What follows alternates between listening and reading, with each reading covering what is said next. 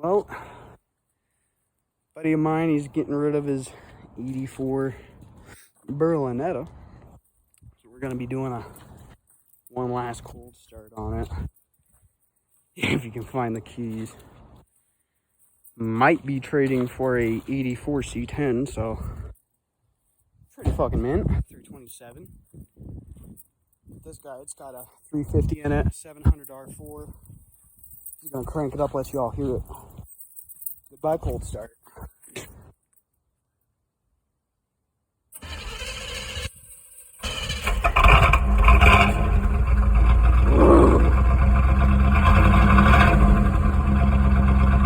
Yeah, that's fucking mean. Mean! I know Peg's not a Chevy guy, but you just gotta fucking love old iron, man. You gotta.